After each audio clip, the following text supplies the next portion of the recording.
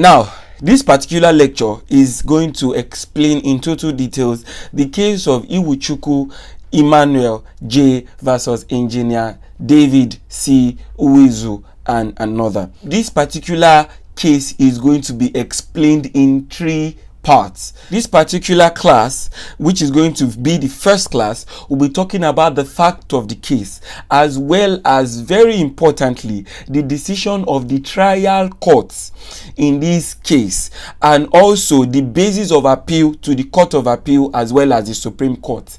In my next class, I'll be discussing about the decision in the Court of Appeal. We will interrogate the decision of Ogundade JCA. In the third class, we are going to be interrogating the argument of the counsel of removed director, as well as the argument of the counsel of the company, and we are going to look at as well the Supreme Court judgment on the matter. So therefore, let us go to the fact of the case.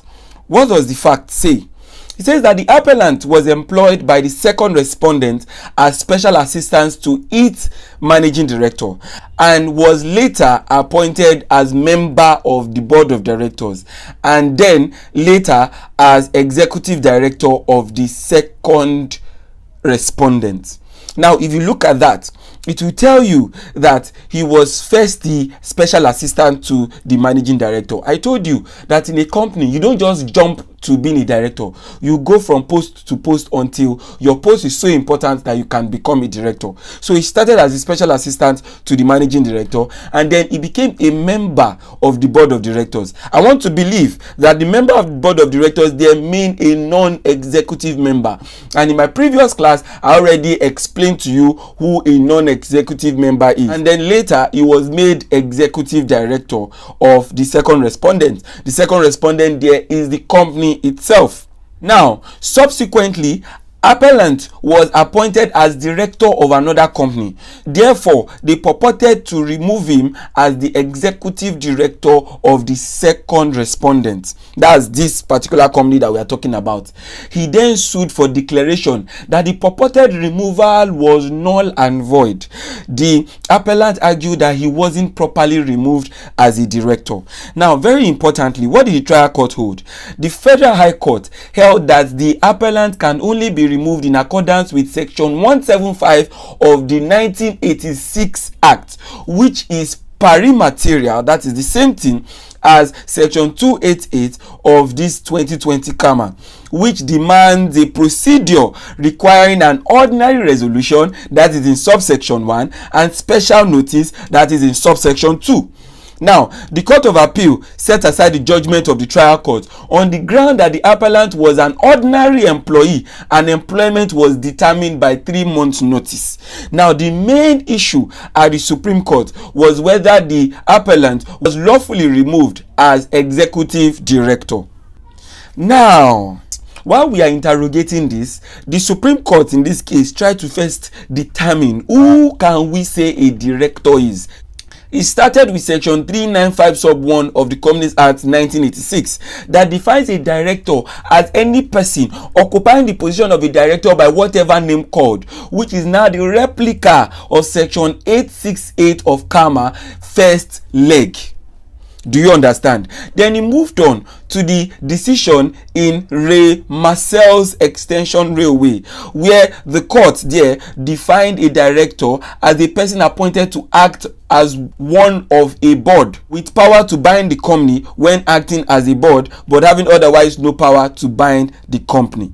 When we move on, we look at what Orojo in his book Nigerian Company Law said as regarding executive directors.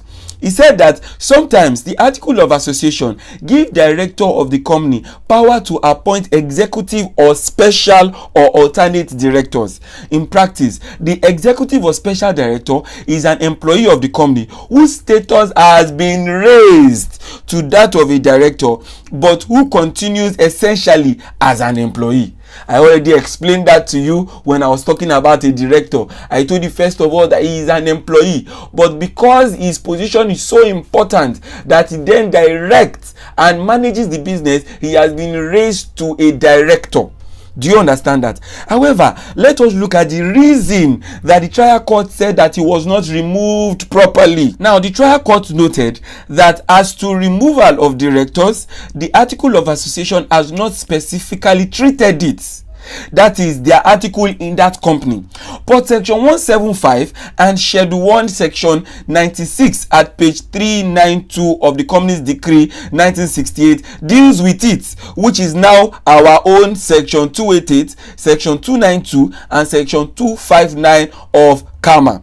The court then went further to explain section 288, where he said that the company may by ordinary resolution and special notice remove a director. Then we now move on. Therefore, if in any event the plaintiff is to be removed as the director, the procedure laid down in section 175, which is now our own section 288, stated above, must be followed.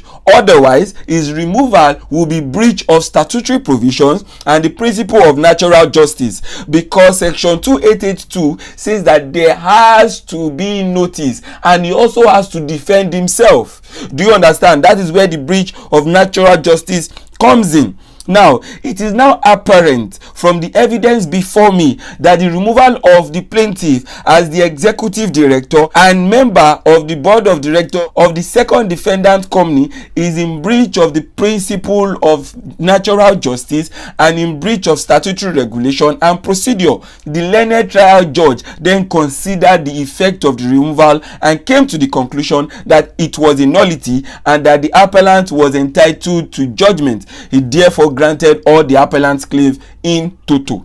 So you see, according to the trial court, they are saying that no, he is a director, and where the article is silent, if you look at the first statement, where the article is silent as to how you remove a director, then this provision of section 175, which is equivalent to our provision of section 288, must apply.